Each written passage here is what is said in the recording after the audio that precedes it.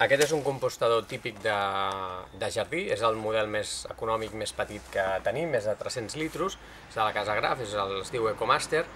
i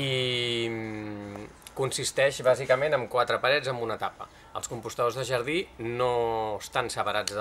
del terra, estan en contacte directe amb el terra del jardí, de manera que els encarregats de dur a terme el compostatge de les restes vegetals que genera el jardí doncs és la pròpia fauna del jardí, fauna invertebrada, fongs, bacteris que ja viuen al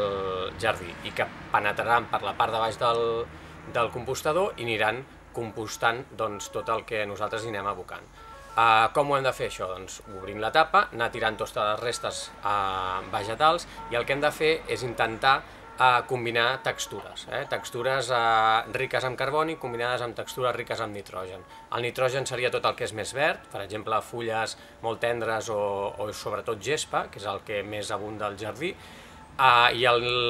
les restes riques en carboni serien les riques amb les parts llenyoses de les plantes, per exemple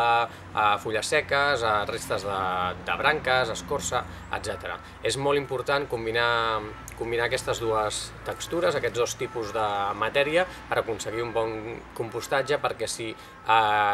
omplíssim el compostador, per exemple, només de gespa, la descomposició s'acabaria fent de forma anaeròbia, sense presència d'oxigen, i això produiria mala olor. Per evitar això, el que hem de fer és que estigui ben airejada. Això ho aconseguim barrejant aquestes textures, com deia, però també voltejant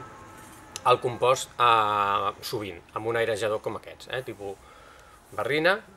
penetra fins a la part de baix, estirem i amb això voltegem i airegem la terra. El que està a sota ho posem a dalt i el que està a dalt ho posem a sota. D'aquesta manera aconseguim que el substrat estigui airejat i ens assegurem que tota la descomposició es produeix en presència d'oxigen, que és el que necessitem per evitar les males olors. En els compostadors de jardí no és recomanat tirar restes de cuina, tipus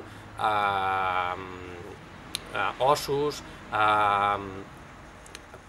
restes làctics, restes de carn o de peix, perquè produeixen males olors i perquè costen molt més de compostar.